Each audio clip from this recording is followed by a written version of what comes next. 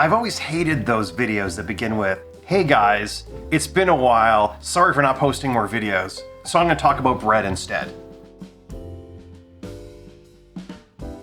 What you're seeing now is a lovely close-up of this loaf I just cooked today.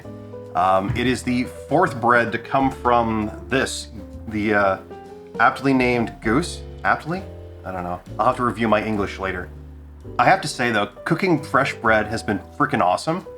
I'm so used to like the stuff you get from the store, which is fine, and bread eventually reaches that store-like taste after a day or so, but like fresh bread, like within hours of cooking it, oh my freaking gosh. I'll post a link to the guide I followed, but yeah, no, seriously, give this a try. Just buy a whole bunch of flour if you can, and make a starter, and try making sourdough. Like, oh my gosh, it's so nice. In related culinary science, I was at the dollar store a bit over a week ago now, and I stumbled across these tomato kits. So I grabbed those, and I've been nurturing them. And they're starting to show. So here's some footage of some tomatoes starting to grow. I don't know when they'll turn into actual edible fruits, but hey, this is cool. We've also officially opened the what I'm calling the feel-good corner. As you can see, we have a fresh batch of peanut butter cookies I made last night and booze. And we seem to have started looking into kitten-proofing the apartment. I'm not sure why. If this wasn't the zombie apocalypse, I have this stack of board games that I was going to try selling. But nobody's buying things these days. So what I'm going to do is just bring these down to the lobby of the apartment building I'm in right now and just put up a free sign. I figure folks will get more enjoyment out of them than I am, which is right now just blocking my front door. Speaking of not buying, I'm going to tell you my PVM story. I found an ad from a dude in Toronto that had a stack of these older Panasonic PVMs that he was getting rid of. And I mean getting rid of. Free. So I reached out, hopped in my tiny car, and drove to Toronto and back, which is a solid 2 hours each way. We practiced proper social distancing. I never actually met the guy that I was picking these up from. He just left them on his porch, covered with a garbage bag. They were rather filthy, so I had to wipe them down before I put them in the car. And when I got back, I gave them yet another wipe down. These have clearly been sitting in someone's garage or shed for quite a while now. The good news is they all power on. The bad news, they all have a little something wrong with them. The best one, it's just a little dark. The other two, one has a bit of screen burn in, and both of them have somewhat off color calibrations. I was able to bring it back to something proper-ish, but clearly all three of them are in desperate need of capacitor replacements. So chances are that'll be one of my summer projects, getting some capacitor replacements, getting them cleaned up, and making them usable. They seem really nice. They got so many buttons hidden behind this control panel, and they come with rack mounts, so I got some ideas. Oh yes.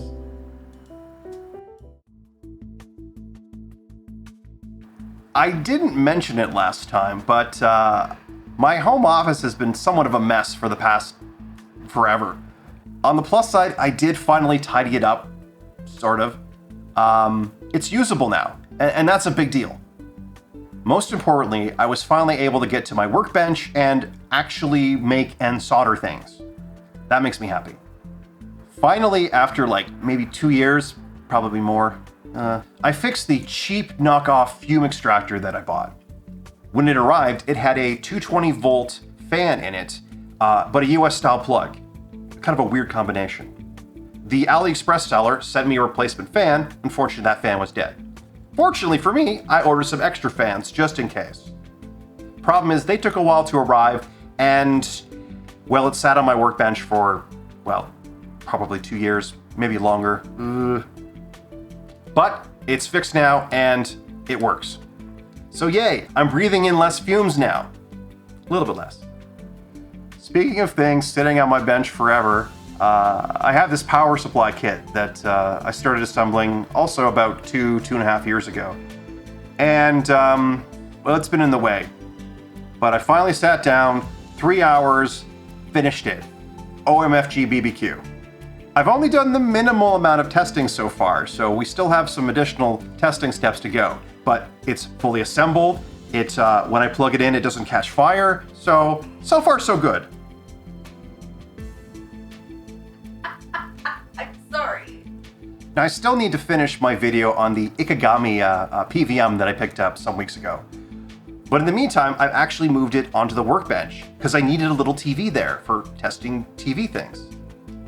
And speaking of TV things, and things that I picked up 2 years ago and never finished, Commodore VIC-20. I picked up a pair of these computers for 20 bucks. Again, probably 2-ish years ago. And I never got around to fixing them because, again, I was waiting on the fume extractor to be fixed first before I did some serious soldering work. Well, now that that's there, I finally tore them open, I built a custom cable for them, and tried it out. And it doesn't work, but it kind of sort of looks like it might... It needs work. It needs work.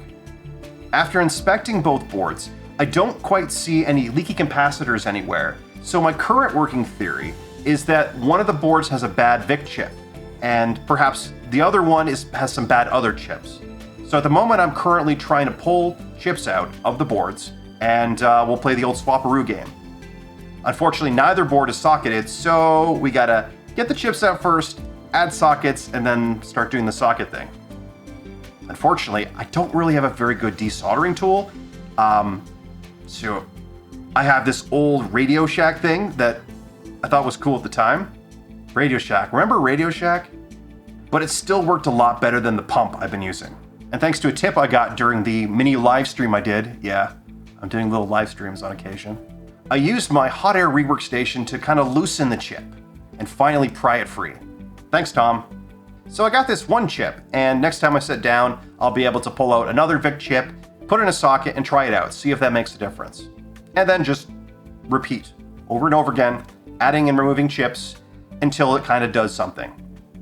I'll admit that's kind of the extent of experience I have with fixing old computers, just replacing parts with other parts until they work.